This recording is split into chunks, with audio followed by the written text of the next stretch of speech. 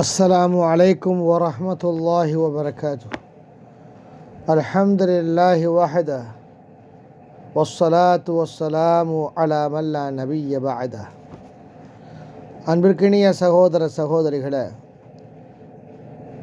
ஜுமாவுடைய தொழுகை சம்பந்தமான ஒரு சில தகவல்களை நாம் அறிய இருக்கிறோம்.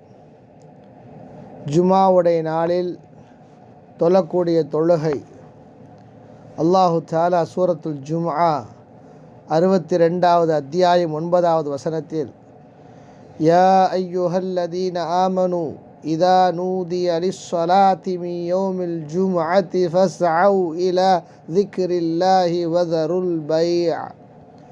ஜும்மா நாளில் தொழுகைக்காக அழைக்கப்பட்டால் வியாபாரத்தை விட்டுவிட்டு அல்லாஹ்வை நினைவுகூர விரைந்து செல்லுங்கள் என்று அல்லாஹ் கட்டளிடுகிறார்.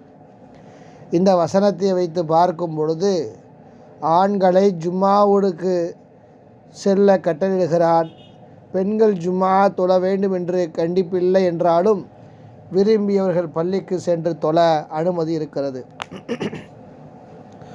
ஜும்மா நாளில் நாம் குளிக்க வேண்டும். புகாரில் வந்திருக்கக்கூடிய ஒரு ஹதீஸ், உங்களில் யார் ஜும்மாவுக்கு வருகிறாரோ அவர் குளித்து கொள்ளட்டும் என்று அல்லாஹ்வின் தூதர் ஸல்லல்லாஹு அலைஹி வஸல்லம் அவர்கள் கூறினார்கள் என்று இப்னு உமர் ரலியல்லாஹு அன்ஹு அவர்கள் அறிவிக்கிறார்கள். ஜும்மாவுடைய நாளையில் நாம் பள்ளிவாசலுக்கு விரைந்து செல்ல வேண்டும்.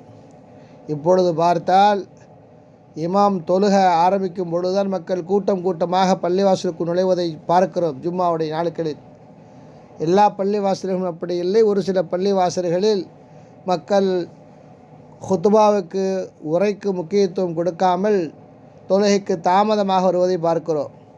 ஆனால் அல்லாஹ்வின் தூதர் ஸல்லல்லாஹு அலைஹி வஸல்லம் அவர்கள் ஜும்மாவிற்கு செல்வதற்கான கூலியை அவர்கள் சொல்லிக் கொடுத்திருக்கிறார்கள். புகாரியில் பதிவு செய்யப்பட்ட ஹதீஸ், யார் ஜும்மாவில் குளித்துவிட்டு முதல் நேரத்தில் செல்கிறாரோ அவருக்கு ஒட்டகத்தை குர்பானி கொடுத்த கூலி உண்டு. இரண்டாவதாக வருகிறவருக்கு மாட்டை குர்பானி கொடுத்த கூலி உண்டு. மூன்றாவதாக வரக்கூடியவருக்கு கொம்புள்ள ஆட்டை குர்பானி கொடுத்த கூலி உண்டு. நான்காவதாக வரக்கூடிய மனிதருக்கு ஒரு கோழியை கூலி கொடுத்த கூலி உண்டு. ஐந்தாவதாக பள்ளிவாசலுக்கு வரக்கூடிய அந்த மனிதர் ஒரு முட்டையை சதக்காவாக கொடுத்த கூலி உண்டு என்று அல்லாஹ்வின் தூதர் ஸல்லல்லாஹு அலைஹி வஸல்லம் சொல்லி காட்டியிருக்கிறார்கள். இமாம் வந்துவிட்டால் மலக்குகள் அந்த உபதேசத்தை செவியேற்பார்கள் என்று அறிவிக்கப்பட்டிருக்கிறது. மஸ்ஜிதிற்கு நுழைந்தவுடனே 2 ரக்காத் தொழ வேண்டும். ஜுமாவில் நபி ஸல்லல்லாஹு அலைஹி வஸல்லம் அவர்கள் குத்பா செய்து கொண்டிருக்கும் போது ஒரு மனிதர் நுழைந்தார். நபி ஸல்லல்லாஹு அலைஹி வஸல்லம் அவரிடம், நீ தொழுதாயா என்று கேட்டார்கள். அவர் இல்லை என்றதும் 2 ரக்காய் தொழு என்று அல்லாஹ்வின் தூதர் ஸல்லல்லாஹு அலைஹி வஸல்லம் அவர்கள் அவருக்கு கட்டளையிட்டார்கள். இந்த ஹதீஸ் புகாரியில் 931 ஹதீஸாக பதிவு செய்யப்பட்டிருக்கிறது. ஹுத்பாவுடைய நேரத்தில் இமாம் ஹுத்பா கொடுத்து கொண்டிருக்கும் பொழுது யாரும் பேசக்கூடாது.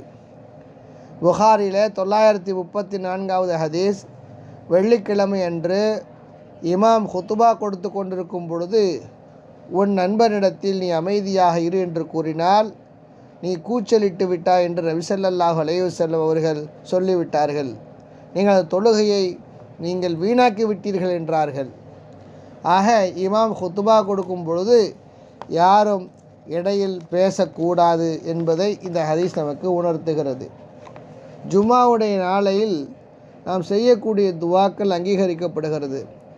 வெள்ளிக்கிழமை அன்று நபி ஸல்லல்லாஹு அலைஹி வஸல்லம் கூறினார்கள், இந்நாளில் ஒரு நேரம் இருக்கிறது, ஒரு முஸ்லிமான அடியான் தொழுது கொண்டிருக்கும் போது அந்த நேரத்தோடு அது ஒத்துப்போகுமையானால் அவன் அந்த நேரத்தில் அல்லாஹ்விடத்தில் கேட்டால் அவன் கண்டிப்பாக கொடுத்து விடுவான் என்று அல்லாஹ்வின் தூதர் ஸல்லல்லாஹு அலைஹி வஸல்லம் அவர்கள் சொல்லி காட்டினார்கள். இந்த ஹதீஸும் புகாரிலே பதிவு செய்யப்பட்டிருக்கிறது. இந்த ஹதீஸை வைத்து அடிப்படையாக வைத்து ஜும்மாவுடைய தொழுகையில் சுஜூதிலும் அத்தஹியாத்திலும் சலாம் கொடுக்கும் முன்னரும் கேட்கும் துவா அங்கீகரிக்கப்படும் என்று உலமாக்கள் கூறுகிறார்கள்.